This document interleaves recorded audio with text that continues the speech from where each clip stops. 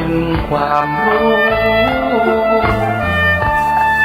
ข้อหนึ่งคืออรหันต์บุคคลที่ควรเชิดชูเพราะท่านเป็นผู้กิเลสไม่มีสัมมาสัมพุทโธผู้ลบความโง่ให้เราเหล่านี้ตรัสรู้ด้วยพระองค์เองแต่เต็งฟ้าปัตภีก็ทรงแต่นี้ผู้คนบูชา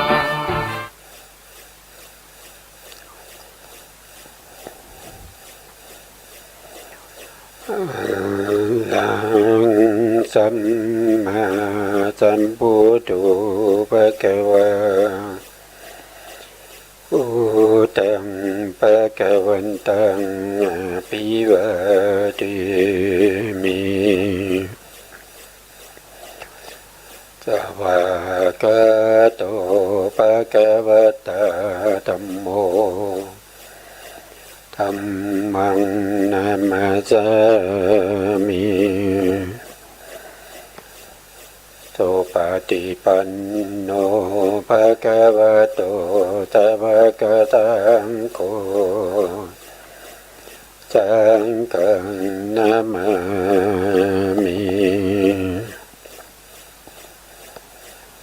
นะโมตัสสะภะคะวะโตอะระหะโต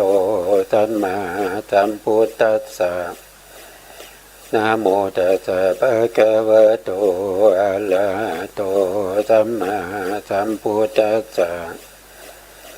นะโมตัสสะภะคะวะโตอะระหะโตสัมมาสัมพุทธัสสะสัมมาสัมพุทธะมาโตลังสัสสะธัมมกาโนตมังอาภิวาทิยาปาติสังอาภิธรรมัตตาสังฆังตถาวุตตาภิธรรมัตตาจัตโตทาปรมัตถาโตจิตตังเจตสิกังโลปังนิพพานามิติสัพพทาขอกราบนมัสการพระมหาเถระพระสังฆาธิการพระเถรานุเถระและขอสวัสดีท่านผู้ฟังและผู้ชมทุกท่านที่ติดตามในรายการพระไตรปิฎกลอยฟ้าในเนื้อหาของพระอภิธรรมนะครับครั้งนี้ก็เป็นครั้งที่39ในเรื่องของอกุศลสังคหะนะครับซึ่งอยู่ในสมุจจยสังคหะเป็นปฏิเฉดที่7ในอภิธรรมมัทธสังคหะนะครับซึ่งเราก็ยังพูดถึงในเรื่องของอุปทานนะครับอุปทานก็จะมีอยู่4อย่างนะครับอุปทานก็คือการยึดมั่นนะครับยึดมั่นในอะไรก็ยึดมั่นในกามคุณอารมณ์อย่างเงี้ยนะครับยึดมั่นในความเห็นผิดนะครับยึดมั่นในความเห็นผิดของตนนะครับแล้วก็ยึดมั่นในการปฏิบัติที่ผิดยึดมั่นว่ารูปนามขันธ์5เป็นตัวเป็นตนเราก็จะพูดถึงอุปทานเหล่านี้แต่อุปทานถึงแม้จะมีข้อธรรมอยู่4ข้อแต่องค์ธรรมเขามีอยู่แค่2เท่านั้นเององค์ธรรมที่1ได้แก่โลภะเจตสิกที่อยู่ในโลภะมูลจิต8แล้วข้อ2ข้อ3แล้วก็ข้อ4นะครับที่เป็นทิฏฐุปาทานแล้วก็ศีลพัตตุปาทานอัตตวาทุปาทานเหล่านี้องค์ธรรมได้แก่ทิฏฐิเจตสิกที่อยู่ในทิฏฐิคตสัมปยุตตจิต4นะซึ่งองค์ธรรมเนี่ยเป็นตัวที่จะทำให้เราเนี่ยสามารถที่จะได้เข้าใจในสภาวะธรรมของอุปทานด้วยนะครับว่าอุปทานเนี่ยคือความยึดมั่นถือมั่น ในอะไรนะครับในกามคุณอารมณ์อย่างเงี้ยกามคุณอารมณ์ก็คือได้แก่รูปรสกลิ่นเสียงนะครับแล้วก็การนึกคิดทางใจที่เกี่ยวเนื่องกับกรรมธรรมทั้งหลายนะกรรมธรรมเนี่ยก็คือได้แก่กามจิต54แล้วก็เจตสิกที่ประกอบนะ52นะแล้วก็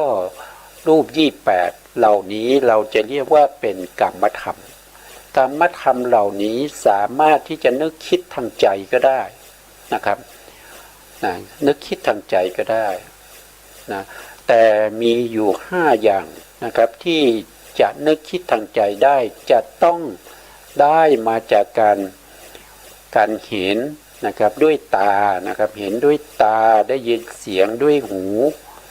นะแล้วก็ได้กลิ่นด้วยจมูกได้รสด้วยลิ้น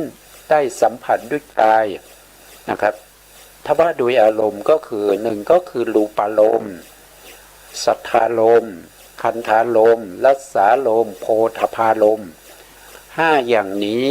จะนึกคิดทางใจได้จะต้องเคยสัมผัสมาแล้วนะครับเคยสัมผัสมาแล้วแต่ถ้าไม่เคยสัมผัสแล้วเรานึกคิดมันก็จะไม่เป็นไปตามความเป็นจริงเราอาจจะนึกคิดไปเป็นอย่างอื่นได้นะครับมันไม่เหมือนกันนะมันไม่เหมือนกันเพราะฉะนั้นถ้าเราได้สัมผัสทางปัญจทวารแล้วเนี่ยเราก็สามารถที่จะไปนึกคิดทางใจได้นะคืออุปทานนี่คือการยึดมั่นในกามคุณอารมณ์ก็คือยึดมั่นอยู่ในธรรมทั้ง6ประการก็คือยึดมั่นในสิ่งที่ตนเห็นก็คือรูปธรรมใช่ไหมครับรูปธรรมนะครับยึดมั่นในสิ่งที่ตนได้ยินนั้นก็คือได้แก่เสียงนะยึดมั่นในกลิ่นที่ตนได้เคยได้กลิ่นแล้วนะครับก็คือคันธารมณ์นะครับยึดมั่นในรสที่ตัวเองได้เคยลิ้มรสมาแล้วนั่นก็คือรัสสารมณ์ยึดมั่นในส่วนที่กระทบกับกายนะครับก็เรียกว่าเป็นโพธพารมณ์แล้วก็ตามไปยึดมั่นอยู่ในใจอีกทีหนึ่งนั้นก็เรียกว่าเป็นธรรมารมณ์นะครับธรรมารมณ์ก็คือได้แก่กรรมธรรมนะครับกรรมธรรมนะครั้งที่แล้วเนี่ยผมก็พูดถึงในเรื่องของความเห็นผิดนะในเรื่องของความเห็นผิดเนี่ยความเห็นผิดเนี่ยมีด้วยกันมากมายนะครับแล้วก็พระพุทธองค์ก็ให้ความสำคัญในเรื่องของความเห็นผิดด้วยนะครับพวกที่เป็นทิฏฐุปาทานศีลปัตตุปาทานอัตตวาทุปาทานทั้งหลายเหล่านี้ซึ่งเป็นอุปทานเนี่ยพระพุทธองค์ให้ความสำคัญนะครับแล้วก็พระพุทธองค์ก็จะแสดงถึงความเห็นผิดของแต่ละบุคคลนะครับที่จะเป็นไปได้ที่มีการเวียนว่ายตายเกิดอยู่ในวัฏสงสารนี้นะครับครั้งที่แล้วเราพูดถึงเรื่องของทิฏฐิ62นะครับทิฏฐิ62ทิฏฐิ62เนี่ยท่านก็แบ่งออกเป็น2อย่างด้วยกันนะครับอย่างที่1ที่เราพูดถึงนั่นก็คือบุพพันตะกับปิยะบุพพันตะกับปิกะทิฏฐินะครับอันนี้ก็เป็นเรื่องของการเห็นความเห็นผิดที่ยึดเอาขันธ์ในอดีตนะครับที่เป็นอดีตที่เราเคยสัมผัสมาในอดีตนะที่เราสัมผัสมาในอดีตแล้วก็ไปนึกคิดเอานะครับก็มาจากไหนก็มาจากพระสูตรนะครับพระสูตรในทีฆนิกายนะครับทีฆนิกายศีลขันธวรรคในเล่มที่1ภาคที่1นะครับถ้าเป็นเล่ม91เล่มนะครับชุดที่เป็น91เล่มของมหามกุฏนะมหามกุฏนะเราก็ไปดูรายละเอียดในเรื่องของทิฏฐิที่เป็นทิฏฐิ62นะครับก็จะอยู่ในที่ผมนำมาตอนนี้ก็คือ พระสุตตันตปิฎกทีฆนิกายศีลขันธวรรคเล่มที่หนึ่งภาคที่หนึ่งนะครับแล้วก็อยู่ที่หน้า16นะเราถอยไปนิดหนึ่งในหน้าที่15นะครับในหน้าที่15ในหน้าที่15ท่านก็พูดถึงทิฏฐิ62นะทิฏฐิ62นี้ก็แบ่งออกเป็น2อย่างนะครับก็แบ่งเป็น2อย่าง2อย่างเดี๋ยวก็คือ1ก็คือบุพพันตะกับปิกะทิฏฐิก็จะมีอยู่18อย่างด้วยกันนะ18อย่างด้วยกันนะมาดูตรงนี้จะง่ายกว่านะเนี่ยครับตรงที่ผมสรุปมาตรงนี้นะครับก็คือมิจฉาทิฏฐินะครับที่เป็นทิฏฐิ62จำแนกก็เป็น2อย่าง2อย่างนั่นก็คือได้แก่บุพพันตะกับปิกะทิฏฐินะครับอันนี้ก็มีความเห็นผิดโดยการคิดนึกเอาเองในเรื่องของความเป็นไปของขันธ์5ที่ล่วงมาแล้วนะครับข้อที่2นะครับก็คืออัปปลันตะกับปิกะทิฏฐินะอันนี้เป็นความเห็นผิดโดยการคิดนึกเอาเองในเรื่องของความเป็นไปของขันธ์5ในอนาคตนะในอนาคตมีอยู่44อย่างนะครับ44อย่างแล้วในบุพพันตะกับปิกะทิฏฐินะครับที่มี18เนี่ยนะที่มี18เนี่ยเราก็พูดถึงในส่วนแรกอยู่นะครับในส่วนแรกนั้นก็คือได้แก่สัสสตทิฏฐินะสัสสตทิฏฐิสัสสตทิฏฐิในพระไตรปิฎกในทีฆนิกายนะครับก็จะอยู่ในหน้าที่16นะครับในหน้าที่16แล้วก็ไปหน้าที่16นะครับก็จะอยู่ในหน้านี้นะครับหน้าที่16หน้าที่16แล้วก็สัสสตะนะสัสสตทิฏฐิมีอยู่4อย่างนะครับครั้งที่แล้วผมได้พูดไปอย่างที่1นะครับอันนี้เราได้พูดไปแล้วนะครับว่าดูก่อนภิกษุทั้งหลายสมณพราหมณ์พวกหนึ่งมีวาทะว่าเที่ยงนะบัญญัติอัตตาและโลกว่าเที่ยงด้วยวัตถุ4ประการนะครับก็คือสมณพราหมณ์ผู้เจริญนั้นอาศัยอะไรปารภอะไรจึงมีวาทะว่าเที่ยงบัญญัติอัตตาและโลกว่าเที่ยงนะครับด้วยวัตถุ4ประการนะครับอันนี้วัตถุ4ประการอย่างที่1นะครับอย่างที่1ดูก่อนภิกษุทั้งหลายสมณพราหมณ์บางพวกในโลกนี้อาศัยความเพียรเครื่องเผากิเลสนะครับอาศัยความเพียรเครื่องเผากิเลสตรงเครื่องเผากิเลสเนี่ยปกติแล้วเนี่ยโดยส่วนใหญ่นะโดยส่วนใหญ่ถ้าเราพูดถึงเผากิเลสนั่นก็คือการเพ่งนะครับการเพ่งก็คืออะไรก็คือเรื่องของการที่เราทำกสิณนะครับพวกที่เป็นกสิณนะพวกที่เป็นกสิณให้อย่างเช่นเราเพ่งกสิณธาตุดินเนี่ยธาตุดินธาตุน้ำธาตุไฟแล้วก็ธาตุลมนะครับหรือว่าเราใช้อานาปานสตินะอานาปานสติก็คือการกำหนดลมหายใจเข้าออกนะแล้วก็การเพ่งในกายคตาสติก็คือเรื่องของความเป็นปฏิกูลในเรื่องของในร่างกายก็จะมีผมขนเล็บฟันหนังเนื้อนะครับเนื้อเอ็นกระดูกเยื่อในกระดูกนะครับแล้วก็ม้ามนะหัวใจนะหัวใจตับนะครับพังผืดอะไรพวกนี้นะครับแล้วก็ธาตุน้ำ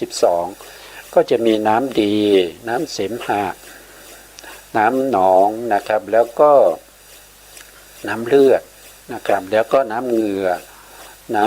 อพวกนี้นะมีน้ำตามีน้ำมูกอะไรหลายๆอย่างนะครับก็จะมีอยู่12ธาตุดิน10นะขอโทษทีธาตุดิน20นะธาตุดิน20ธาตุน้ำ12รวมแล้วก็จะเป็นอยู่32พวกนี้เป็น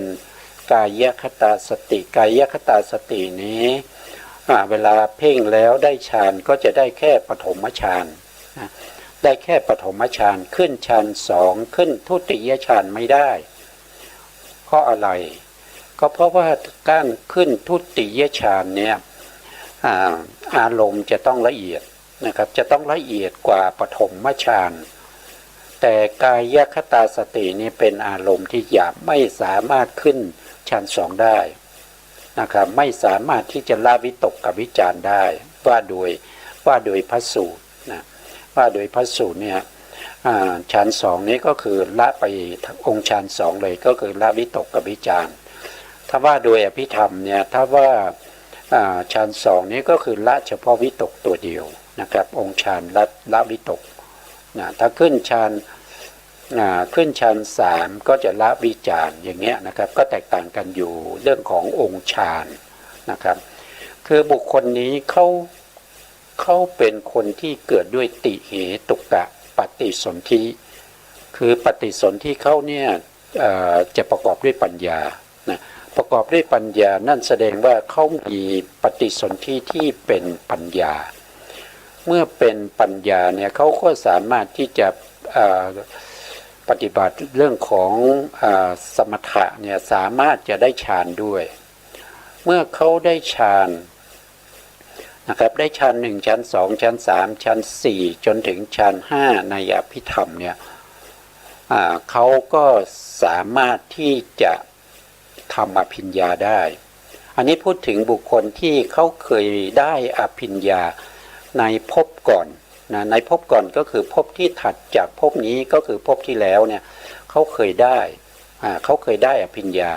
เพราะฉะนั้นเขามีบุญบารมีเก่าเพราะฉะนั้นเวลาที่เขาตายแล้วมาเกิดเป็นบุคคลใหม่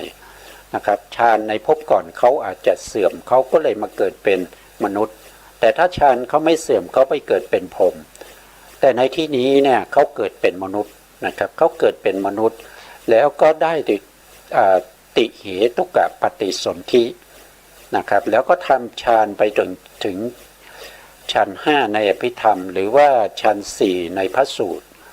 เขาก็สามารถที่จะทำอภิญญาได้เมื่อเขาทำอภิญญาเนี่ย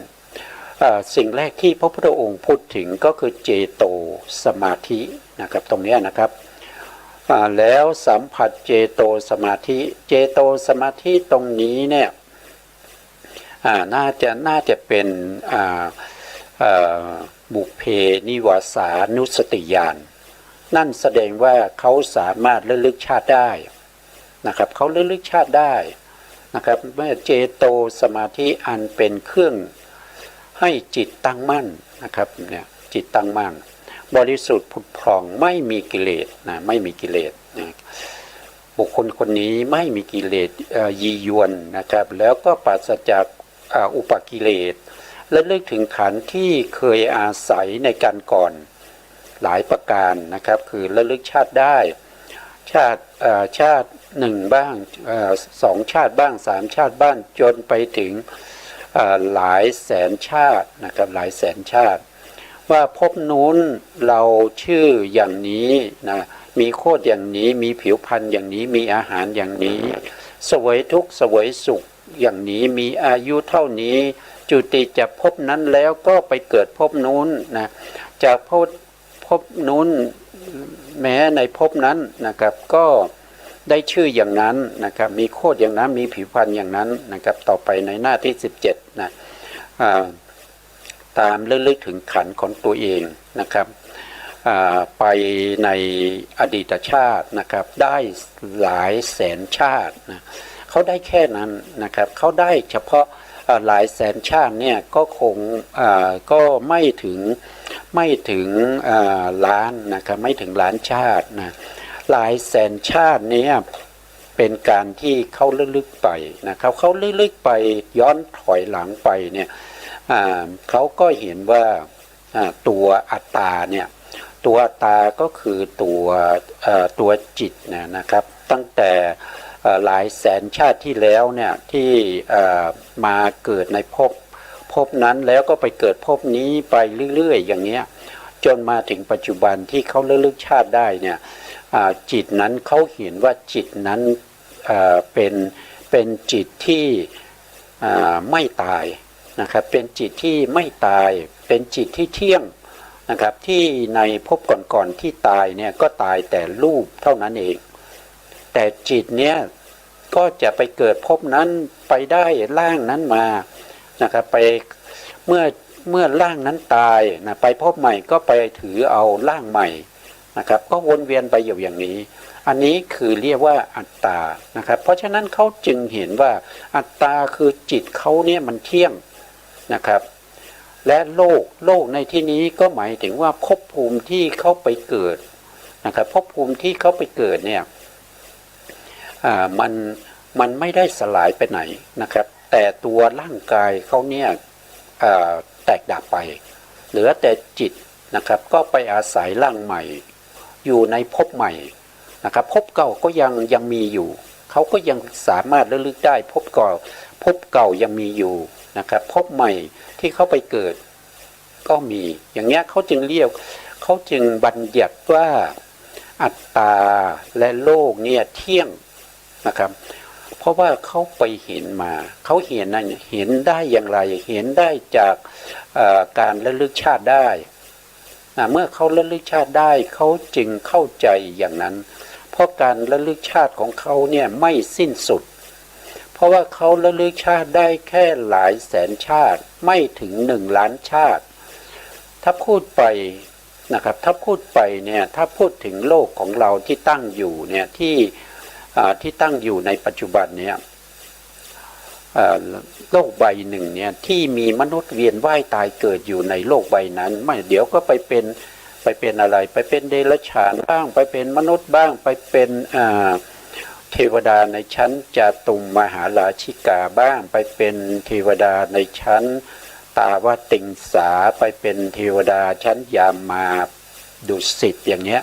ก็วนเวียนไปนะครับบางครั้งก็ไปเกิดเป็นพรหมเป็นปุโรหิตตานะครับหรือว่าปริสัชชาหรือว่าไปเกิดเป็นพรหมที่เป็นพัสรานะครับก็ไปวนเวียนอยู่อย่างนี้วนไปก็วนมานะครับถึงจะวนเวียนเป็นล้านชาตินะครับโลกนั้นก็ยังตั้งอยู่นะครับถ้าเราเอาอายุของมนุษย์ในแต่ละชาตินี้ไปเปรียบเทียบกับ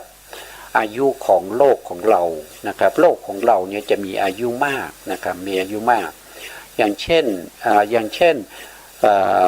สมัยพุทธกาลเนี่ยเรามีอายุกลับอยู่ที่100 ปีใช่ไหมครับจนถึงปัจจุบันเนี่ยเรามีอายุกลับอยู่ที่75 ปีนั่นก็คือผ่านมา 2,500 ปี 2,500 ปีเนี่ยท่านนับโดยชาติเนี่ยที่ท่านเวียนว่ายตายเกิดเนี่ยท่านเกิดมากี่ชาติ100 ปี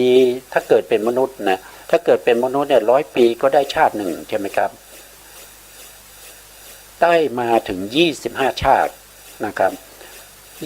25 ชาติจนถึงชาติปัจจุบันนี้นะครับก็ยังไม่ถึงอะไรก็เพียงแค่ 2,000 กว่าปีนะครับแต่ใน1 รอบของการเวียนว่ายตายเกิดของอายุมนุษย์เราเนี่ย1 รอบเนี่ยตั้งแต่อายุกับที่10 ปีขึ้นไปจนถึงอาสงไขยปีคือนับไม่ได้แล้วก็ลงมาจนถึง10 ปีเนี่ยอันนี้ได้1 รอบจาก10 ปีอายุกับแล้วก็มากขึ้นจนถึงอาสงไขยปี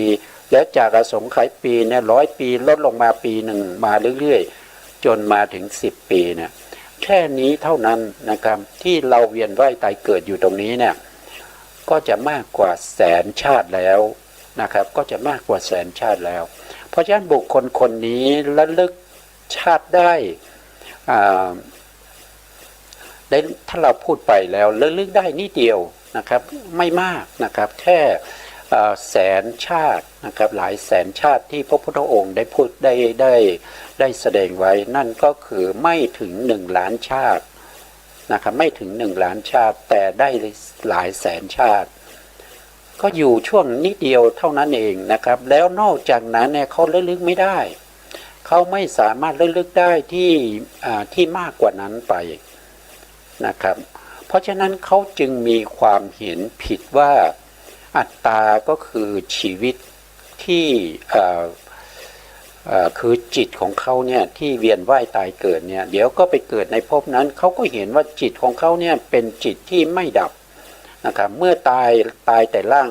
จิตก็ไปหารูปใหม่อยู่นะครับแล้วก็โลกที่เข้าไปอาศัยอยู่มันก็มีอยู่อย่างนั้นเพราะฉะนั้นเขาจึงกำหนดว่าอัตตาและโลกเนี่ยเที่ยงนะครับอัตตากับโลกเที่ยงนะอันนี้คือบุคคลที่หนึ่งนะครับที่มีความเห็นอย่างนี้นะครับอันนี้คือบุคคลที่หนึ่งผ่านไปนะทีนี้เราไปบุคคลที่สองนะครับบุคคลที่สองนะครับก็คือในข้อที่28แล้วก็เป็นข้อย่อยก็คือข้อ2อันหนึ่งนะครับอันหนึ่งในฐานะที่สองสมณพราหมณ์ผู้เจริญอาศัยอะไรปาลบอะไรจึงมีวาทะว่าโลกเที่ยงนะบัญญัติว่าโลกและโทษทีอัตตาและโลกว่าเที่ยงนะดูก่อนภิกษุทั้งหลายนะสมณพราหมณ์บางพวกในโลกนี้อาศัยความเพียรเครื่องเผากิเลสอาศัยความเพียรตั้งมั่นอาศัยการประกอบเนืองๆอาศัยความไม่ประมาทอาศัยมนสิการโดยชอบนะโดยชอบแล้วสัมผัสเจโตสมาธิอันเป็นเครื่องทำให้จิตตั้งมั่นและลึกถึงขันธ์นะครับและลึกถึงขันธ์ที่เคยอาศัยในการก่อนอันนี้เขาระลึกชาติได้นะเขาก็ระลึกไปในขันธ์รูปขันธ์เวทนาขันธ์สัญญาขันธ์สังขารขันธ์แล้วก็วิญญาณขันธ์ที่เป็นในอดีตที่เขาเคยมีมา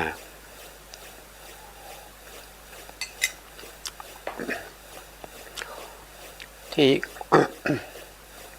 โทษนะครับที่เขาเคยมีมาในการก่อนนะครับได้อันนี้เขาลึกๆได้เป็นสังวัตตะแล้วก็วิวัตตะอันนี้เขาลึกๆได้มากกว่าคน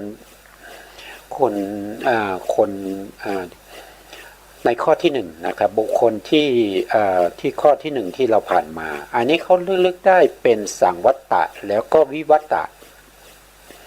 สังวัตตะกับวิวัตตะเนี่ยนะครับก็คือ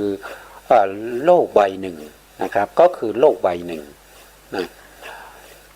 อันนี้โลกใบหนึ่งนะครับแล้วก็อันนี้สองบ้างนะสองบ้างนี้โลกสองใบละนะอันนี้3บ้างก็คือโลก3ใบอันนี้4บ้างโลก4ใบ5บ้างโลก5ใบ10บ้าง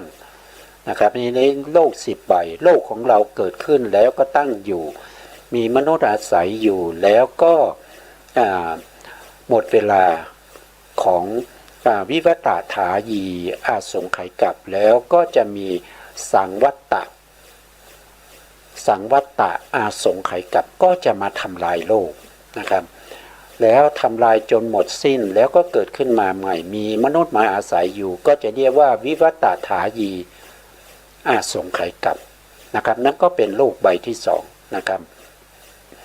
เขาสามารถระลึกได้ถึงโลกถึง10ใบด้วยกันนะครับโลกที่ถูกทำลายไปแล้วก็ตั้งขึ้นมาใหม่เขาก็มาเกิดนะเขาก็ระลึกชาติที่เขาได้เกิดในโลกใบนั้นนะครับโลกใบนั้นนะครับเป็นใบที่หนึ่งเกิดมานับพบนับชาติไม่ถ้วนนะในโลกใบหนึ่งเนี่ยนะครับแล้วก็โลกใบที่สองใบที่สามใบที่สี่ใบที่ห้าแล้วก็ใบที่10นะครับพระพุทธองค์ได้แสดงไว้อย่างนี้นะครับสังวัตตะวิวัตตะกับหนึ่งบ้าง2บ้าง3บ้าง4บ้าง5บ้างแล้วก็10บ้างก็แสดงว่าบุคคลคนนี้ลึกๆได้มากกว่าคนแรกเยอะเลยนะครับว่ากับโน้นนะเราชื่อว่าอย่างนี้นะครับมีโคตรอย่างนี้มีผิวพรรณอย่างนี้มีอาหารอย่างนี้สวยทุกข์สวยสุขอย่างนั้นนะครับกำหนดอายุเท่านั้นจุติจะพบนั้นแล้วก็ไปเกิดพบนู้นนะครับอันนี้ก็คือเขาเวียนว่ายตายเกิดอยู่ในวัฏฏะสงสารที่มีการเกิดแล้วก็ดับไปนะครับเขาก็มีความเห็นเหมือนเดิมนะครับเหมือนเดิมก็คือเขามีความเห็นว่าจิตของเขาเนี่ยถึงแม้ว่าจะไปเกิดที่ไหนเขาก็ยังมีจิตอยู่เพราะฉะนั้นเขาเห็นว่าจิตเขานี่เที่ยงนะครับถึง จิตเขาเนี่ยจะเที่ยงจิตเขาเนี่ยก็เรียกเป็นอัตตานะครับเขาก็เรียกจิตของเขาเป็นอัตตาเที่ยงแล้วก็โลกที่เขาไปอยู่เนี่ยเขาก็ไม่เข้าใจนะเขาก็ไม่เข้าใจเขาเข้าใจแต่เรื่องภพภูมิที่เขาไปเกิดนั้นเขาไปเกิดโลกในภพภูมินั้นก็มีเครื่องใช้เครื่องสอยนะครับทั้งหมดก็เป็นที่เขาสามารถจะไปอาศัยอยู่ได้เรื่องของอาหารการกินในเรื่องของความเป็นอยู่เสวยทุกข์เสวยสุขเสวยอทุกขมสุขเวทนาอย่างไรในภพเหล่านั้นเขาก็เข้าใจว่าสิ่งเหล่านั้นมันเที่ยง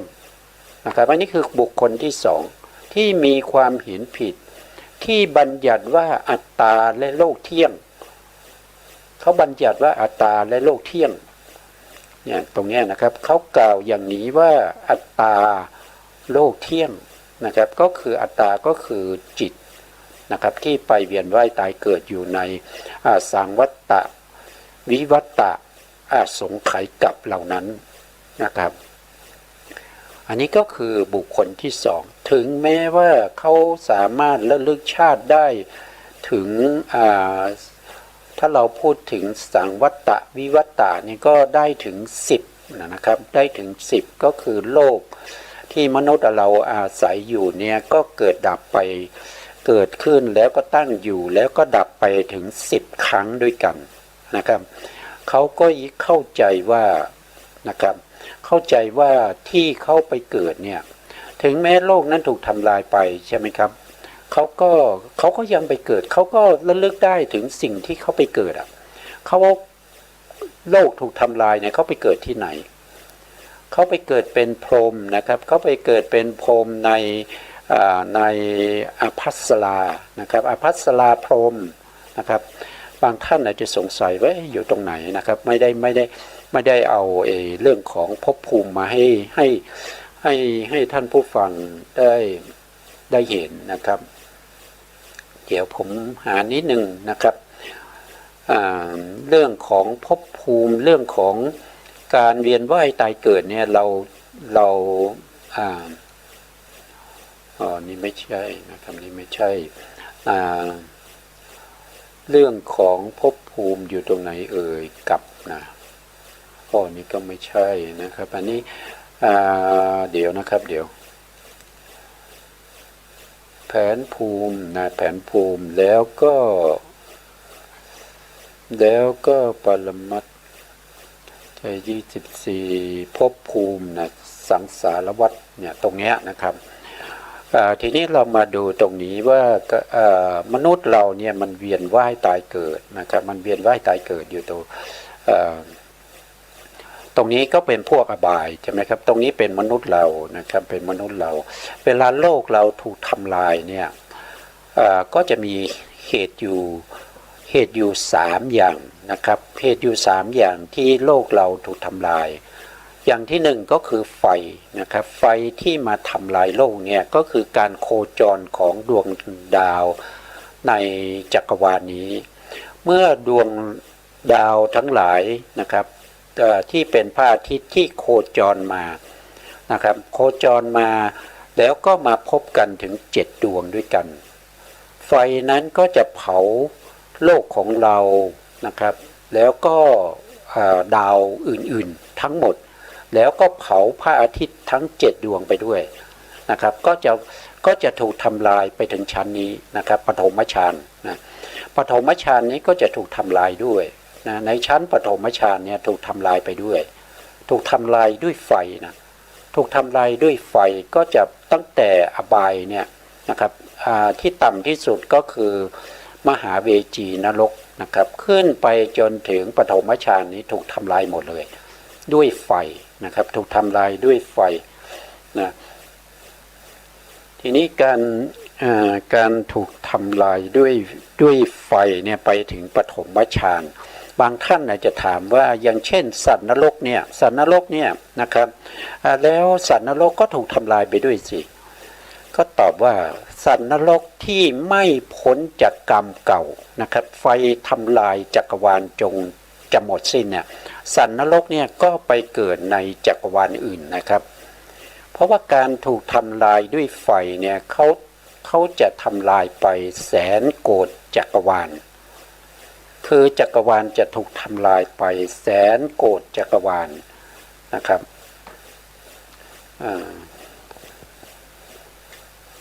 ในแสนโกฏจักรวาลนี้นะครับก็ผมกำลังหารายละเอียดนะครับตอนนี้หาไม่พบนะอยู่ตรงนี้เองนะครับซึ่งถ้าเราได้ศึกษาไปจนถึงชั้นเขาตรงไหนชั้นไหนนะมัช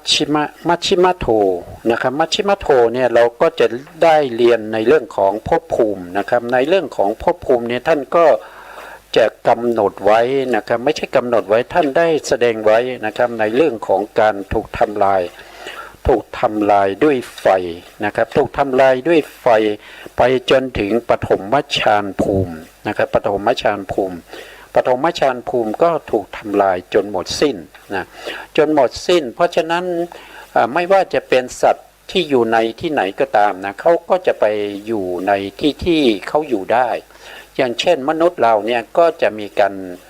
ในยุคสมัยนั้นก็จะมีเทวดามาเป่าประกาศว่าอีก 2,000 ปีโลกจะเริ่มถูกทำลายเพราะฉะนั้นมนุษย์ส่วนใหญ่เขาก็จะทำฌานกันนะครับทำฌานแล้วก็ถ้าได้ฌานนะครับเขาก็ถ้าได้ปฐมฌานเขาก็จะขึ้นไปตรงที่เป็นปฐมฌานเขาตายแล้วฌานไม่เสื่อมก็มาเกิดตรงนี้แล้วก็ทำต่อไปนะทำต่อไปก็ไปเกิดในอภัสรานะครับไปเกิดในอภัสราแล้วก็บางคนก็ทำไปจนถึงทุติยฌานก็ไปเกิดในอภัสราเลยนะครับพวกเทวดาต่างๆก็มาเกิดในอภัสรานะครับทั้งหมดนะครับถ้าถูกไฟทำลายนะครับก็จะมาเกิดอยู่ตรงนี้เพราะว่าทุติยฌานภูมิเนี่ยยังมีอยู่ไม่ได้ถูกทำลายนะครับส่วนตรงนี้เนี่ยจะถูกทำลายหมดเลยจนถึงปฐมฌานนะครับเพราะฉะนั้นคนที่ไปเกิดเนี่ยเขาก็ไปยินดีพอใจในภพภูมิใหม่นะครับแล้วก็เขาก็ไม่รู้นะครับเขาก็ไม่รู้ว่าภพภูมิที่เขาอยู่นะถูกทำลายนะถูกทำลายตรงนี้ในเรื่องของภพภูมินะครับท่านก็ได้แสดงไว้ว่าถ้าถูกทำลายด้วยไฟเนี่ย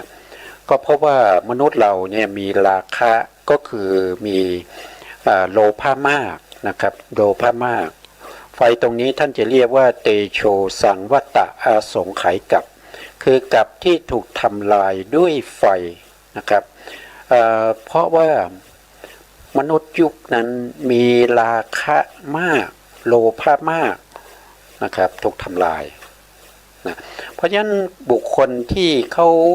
ไปเกิดในภพภูมิอื่นเนี่ยเขาก็จะระลึกถึงภพภูมิอื่นเขาไม่ได้ระลึกถึงตรงที่ถูกทำลายนะครับเหมือนกับบุคคลคนนี้นะครับบุคคลคนนี้เขาจึงกำหนดว่าโลกเที่ยงเพราะว่าเขาไปเกิดที่ไหนที่นั่นเขาไม่ได้ถูกทำลายเขาก็เข้าใจว่ามันเที่ยงนั่นเองนะครับอันนี้เป็นบุคคลนะครับเป็นบุคคลที่ระลึกชาติตัวเองได้นะครับแต่ระลึกได้ไม่หมดนะครับระลึกได้ไม่หมดระลึกได้อยู่แค่สังวัตตะวิวัตตะถาวิวัตตะนะครับวิวัตตะ10กับนะวิวัตตะ10กับนะอันนี้เป็นบุคคลที่สองนะครับถามว่าเขาเห็นจริงไหมเขาเห็นจริงนะเขาเห็นจริงเขาระลึกชาติได้จริงแต่การระลึกชาติของเขานั้นระลึกได้เพียงบางส่วนไม่ได้ทั้งหมดนะครับแล้วเขาก็ยึดจิตของเขาเป็นอัตตาด้วยนะอันนี้ก็เป็นเขาจึงกำหนดว่าสิ่งเหล่านี้มันเที่ยงนะครับมันเที่ยงนะต่อไปนะครับบุคคลที่สามนะบุคคลที่สามอยู่ตรงนี้นะ ทีนี้บุคคลที่สามหรือฐานะที่สามเนี่ยก็คือได้แก่สมณพราหมณ์ผู้เจริญอาศัยอะไรปราลบอะไรนะครับถึงมีวาทะว่าเที่ยงแล้วก็บัญญัติว่าอัตตาและโลกเที่ยงนะครับดูก่อนภิกษุทั้งหลายสมณะหรือพราหมณ์บางพวกในโลกนี้อาศัยเครื่องเผากิเลสนะอาศัยเครื่องเผากิเลสอาศัยความเพียรตั้งมั่นอาศัยการประกอบไปในหน้าต่อไปนะครับเนืองๆนะอาศัยความไม่ประมาทอาศัยนมัสการแล้วสัมผัสเจโตสมาธินะเขาก็ได้เจโตสมาธิแล้วนะครับแล้วเลิกถึงขันธ์ที่เคยอาศัยในการก่อนได้หลายประการนะครับแล้วเลิกขันธ์ที่อาศัยอยู่ในการก่อนได้10สังวัตตะวิวัตตะกับนี่เขาได้10เลยครั้งแรกนะครับแล้วก็ได้20ได้30ได้40อันนี้เขาระลึกได้ถึง40สังวัตตะวิวัตตะกับมากกว่าคนที่3อีก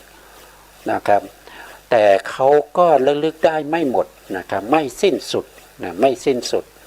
แล้วก็ระลึกชาติได้ในส่วนที่เป็นของตัวเองไปเกิดนะครับระลึกได้ในส่วนที่ตัวเองไปเกิดภพภูมิไหนอย่างไรแล้วก็ไปอาศัยอยู่ในภพภูมินั้นว่ามีผิวพรรณอย่างไรมีอาหารอย่างไรมีความสุขความทุกข์อย่างไรกำหนดอายุเท่าไหร่จุติจากภพนั้นแล้วก็ไปในภพใหม่นะครับก็วนเวียนไปอยู่อย่างนี้จนถึง40สังวัตตะวิวัตตะกับนะครับนะก็ยาวมากขึ้นนะครับเขาระลึกไปแล้วเขาก็เห็นจิตเขาเนี่ยมันเที่ยงเขามองไม่เห็นว่าจิตของเขาเนี่ยมีการเกิดแล้วก็มีการดับนะครับแล้วก็ตรงที่ตัวเองไปเกิดนั้นก็เป็นที่อยู่ที่ไม่ถูกทำลายนะครับจึงกำหนดว่าโลกเที่ยงนะครับเพราะฉะนั้นบุคคลคนนี้จึงกำหนดว่าอัตตาและโลกเที่ยงนะครับก็เป็นบุคคลที่3นะเป็นบุคคลที่3เขาเห็นจริงไหมก็ตอบว่าเห็นจริงแต่ที่เขาเห็นนั้นเขาไม่ได้เห็นโดยรอบนะครับโดยรอบก็คือไม่ได้สิ้นสุดไม่เหมือนกับพระสัมมาสัมพุทธเจ้าพระสัมมาสัมพุทธเจ้าท่านจะเห็นได้มากกว่านะครับได้มากกว่าบุคคลคนนี้แล้วบุคคลคนนี้เขาระลึกได้แค่40กับนะครับยังน้อยกว่าพระสารีบุตรและพระโมคคัลลานะพระสารีบุตรและพระโมคคัลลานะนั้นสามารถระลึกชาติได้ถึง1อสงไขยกับนะ1อสงไขยกับอสงไขยแปลว่านับไม่ได้นะครับกับนั้นก็คือสังวัตตกับวิวัตตกับที่เป็นอสงไขยยาวมากกว่าบุคคลที่3นี่เองบุคคลที่3ได้แค่40สังวัตตะสังวัตตะวิวัตตกับเท่านั้นเองนะครับอันนี้เขาก็กำหนดว่าอัตตาและโลกเที่ยงอันนี้เป็นคนที่3นะครับคนที่1นี้ระลึกชาติได้แค่แสนชาตินะครับมากกว่าแสนชาติหลายแสนชาติคนที่2ระลึกชาติได้ถึง10สังวัตตะวิวัตตกับนะคนที่3เนี่ยท่านได้ลึกได้ถึง40สังวัตตะแล้วก็วิวัตตะนะครับคนที่4นะคนที่3เท่าทีนะครับแล้วมีอีกคนหนึ่งนะครับคนที่4นะครับเนี่ยในข้อที่30นะในข้อที่30คนที่4นะครับคนที่4อันหนึ่งในฐานะที่สมณพราหมณ์ผู้เจริญอาศัยอะไรปราลบอะไรจึงมีวาทะว่าเที่ยงบัญญัติอัตตาและโลกว่าเที่ยงนะครับดูก่อนภิกษุทั้งหลายสมณะหรือพราหมณ์บางพวกในโลกนี้เป็นนักตึกนะเป็นนักตึกอันนี้ไม่ได้ระลึกชาติได้แล้วคิดเอาเองอันนี้นะครับเป็นนักตึกเป็นนักตองนะครับกล่าวแสดงปฏิภาณของตนตามที่ตึกได้ตามที่คิดได้อย่างนั้นว่า อัตตาและโลกเที่ยงนะครับเขาก็เห็นอย่างนั้นนะครับเขาคิดเอานะครับบุคคลที่สี่นี้เป็นบุคคลที่คิดเอา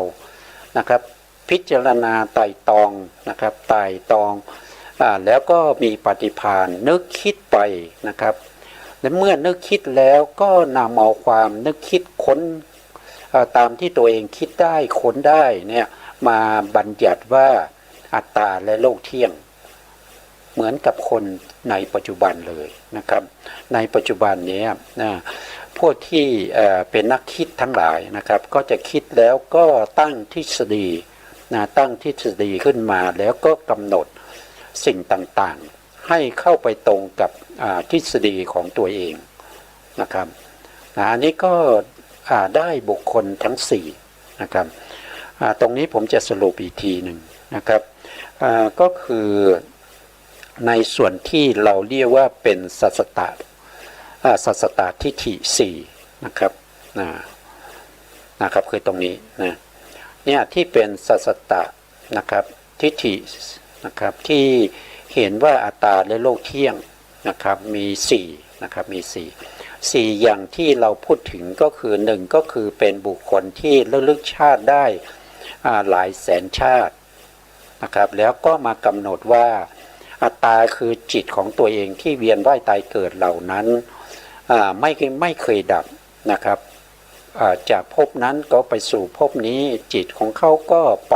เรื่อยๆเขาก็กำหนดว่าจิตของเขานี้เที่ยงนะครับแล้วก็ไปในภพภูมิต่างๆก็ภพภูมิต่างๆก็เป็นที่อยู่ที่อาศัยก็เหมือนเดิมนะครับไปเมื่อไหร่ก็ยังมีอยู่อย่างนั้นพอเขาระลึกชาติได้หลายแสนชาติยังไม่ถึงกับหนึ่งนะครับยังไม่ถึงกับหนึ่งเลยนะครับยังไม่ถึงที่เราเรียกว่าวิวัตถายีอสงไขยกลับเลยหลายแสนชาติเนี่ยมันมีแค่นิดเดียวนะครับมันมีแค่นิดเดียวถ้าเราพูดไปเนี่ยก็คือถ้าเราเปรียบเทียบแค่1รอบของอายุกับยังมากกว่าหลายแสนชาติเลยนะครับเพราะฉะนั้นนี่บุคคลคนนี้ระลึกชาติได้แต่ระลึกได้ไม่หมดได้แค่หลายแสนชาตินะครับคนที่1คนที่2ก็ระลึกชาติได้มากขึ้นอีกนะครับสามารถระลึกชาติได้เป็นกับนะครับได้เป็นสังวัตตะแล้วก็วิวัตตะถึง10กับด้วยกันนะครับ10กับด้วยกันนะเขาก็เห็นจิตเขาเนี่ยไปเกิดในกับนั้นไปเกิดในกับนี้เพราะฉะนั้นจิตเขาเนี่ยมันเที่ยงเขาจึงกำหนดว่าอัตตาเที่ยงแล้วก็ที่เขาไปเกิดในภพภูมินั้นในกับนั้นก็มีอาหารมีความเป็นอยู่มีสุขเวทนาทุกขเวทนาเป็นอย่างนั้นอย่างนั้นเขาก็กำหนดว่าโลกเที่ยงนะครับอันนี้คือคนที่2สามารถระลึกชาติได้ถึง10สังวัตตะแล้วก็วิวัตตกับนะครับส่วนบุคคลที่3นะครับบุคคลที่3ก็ระลึกชาติได้มากขึ้นอีกได้ถึง40สังวัตตะแล้วก็วิวัตตะนะครับแล้วก็เห็นจิตของตัวเองนะครับไปเกิดในภพนั้นภพนี้ก็กำหนดว่าอัตตาและโลกเที่ยงนะครับการระลึกชาติได้อย่างนี้โดยไม่บริบูรณ์นะครับก็ทำให้เราเนี่ยมีความเห็นผิดได้นะครับถ้าพวกเราระลึกชาติได้ 2-3 ชาติเนี่ยเราจะวุ่นวายมากนะครับเดี๋ยวเราก็ไปเห็นคนนั้นเคยเป็นพ่อเราคนนี้เขาเคยเป็นภรรยาเรานะครับมันก็จะวุ่นวายไปหมดนะครับมันจะวุ่นวายไปหมดเพราะว่าเราระลึกชาติได้ไม่หมดอ่ะเราระลึกชาติได้แค่ไม่กี่ชาติเนี่ยมันจึงทำให้เราเนี่ยมีความเห็นผิดอย่างนั้นนะอันนี้ก็เป็นการระลึกชาติได้3บุคคลนะครับส่วนบุคคลที่4นะบุคคลที่4นะครับสัสสตทิฏฐิมีอยู่4เนี่ยบุคคลที่4ก็คือบุคคลที่เขาเป็นคนที่มีวาทะเป็นคนที่สามารถที่จะเขาอาจจะเป็นนักวิทยาศาสตร์นะครับในปัจจุบันนี้นะ เขาอาจจะเป็นนักวิทยาศาสตร์เขาก็ไปตึกไปคิดไปตองนะครับนึกคิดแล้วก็ตั้งสมมติฐานขึ้นมาประกอบนะครับในการที่บัญญัติว่าอัตตาและโลกเที่ยงนะครับถ้าเราไปถามนักวิทยาศาสตร์ที่เขาไม่ได้ศึกษาในเรื่องของพระพุทธศาสนาเนี่ยเขาจะเห็นจิตเขาเนี่ยเที่ยงนะเขาจะเห็นจิตเขาเที่ยงเขาจะบอกท่านเลยว่าเมื่อตายเนี่ยก็ตายแต่รูปนะครับรูปก็จะตายไปนะครับส่วนจิตนี้ก็ไปหาร่างใหม่อยู่นะครับเพราะฉะนั้นเขาจะเห็นว่าจิตเขาเนี่ยเที่ยงนะครับจึงกำหนดว่าเป็นอัตตาเที่ยงโลกเที่ยงอย่างเงี้ยนะครับเขามีความคิดเห็นอย่างนั้นอันนี้เรียกว่าเป็นสัสสตทิฏฐิในทิฏฐิ62ประการด้วยกันนะครับ62นะครับเราได้มา4นะครับเราได้มา4นะส่วนในข้อที่2เนี่ยเราจะเรียกว่าเป็นเอกัญจอสัสสตทิฏฐิเห็นว่าอัตตาและโลกบางอย่างเที่ยงบางอย่างไม่เที่ยงอันนี้ก็มีอยู่4อย่างด้วยกันนะครับบางอย่างเที่ยงแล้วก็บางอย่างไม่เที่ยงนะถ้าเราดูในพระสูตรนะครับในพระสูตรเราจะอยู่หน้าที่22นะครับอยู่หน้าที่22นะเนี่ยนะครับในหน้าที่22นะครับเนี่ยนะเอ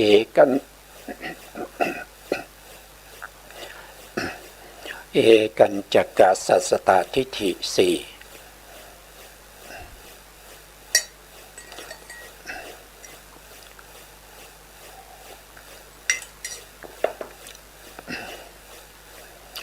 นะครับในข้อที่31นะครับ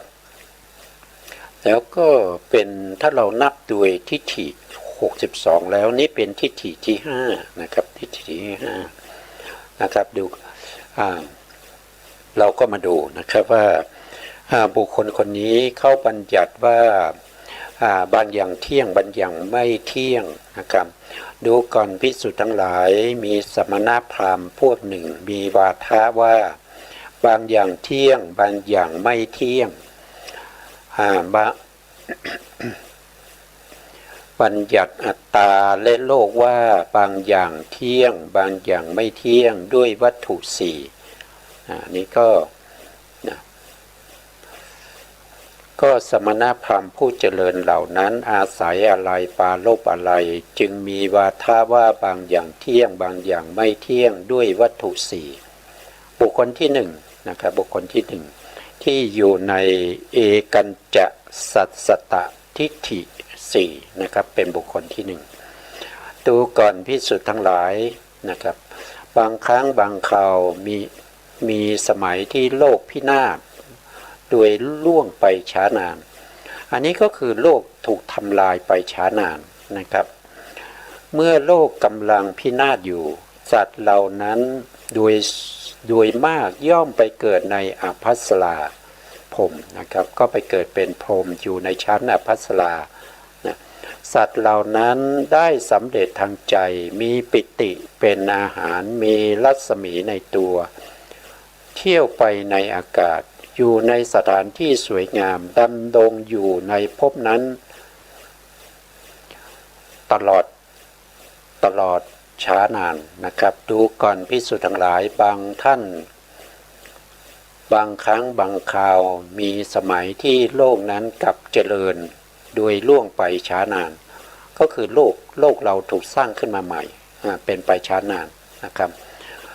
เมื่อโลกกำลังเจริญอยู่ปรากฏว่าวิมานพรหมว่างเปล่าอันนี้หมายถึงพรหมในชั้นปฐมฌานนะครับปฐมฌานภูมิก็คือชั้นนี้นะครับเพราะว่าการถูกทำลายด้วยไฟเนี่ยเขาจะมาทำลายชั้นนี้ด้วยนะทั้งหมดนี้ถูกทำลายใช่ไหมครับเมื่อถูกทำลายไปแล้วทั้งหมดนี้จะไม่มีอะไรเหลืออยู่เป็นความเบิงว้างนะครับตั้งแต่ปฐมฌานนะครับปริสัชชาก็อยู่ไม่ได้นะปุโรหิตาก็อยู่ไม่ได้มหาพรหมก็อยู่ไม่ได้เมื่อโลกถูกทำลายเขาไปเกิดอยู่ในอภัสราพรหมนะเขาไปเกิดอยู่ตรงนี้เมื่อโลกถูกสร้างขึ้นมาใหม่เนี่ย โลกนั้นก็จะมีวิมานด้วยในชั้นปฐมฌานที่ถูกสร้างขึ้นมาใหม่เนี่ยก็จะมีวิมานอยู่ด้วยพอมีวิมานอยู่ตรงนี้ด้วยเนี่ยก็จะมีบุคคลบางบุคคลนะครับเป็นบุคคลแรกนะครับที่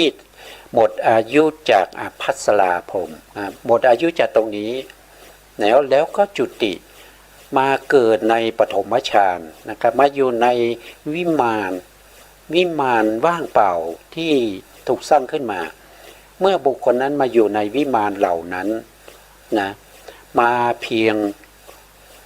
พรหมองค์เดียวรูปเดียวนะครับ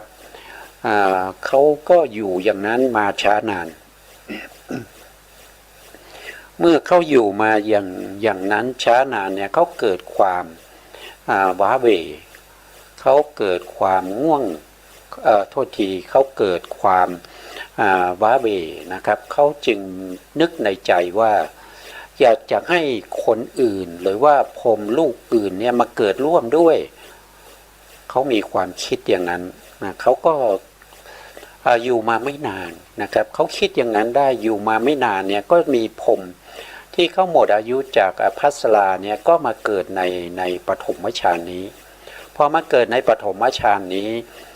บุคคลที่มาเกิดทีหลังเนี่ยก็เห็นบุคคลที่มาเกิดก่อน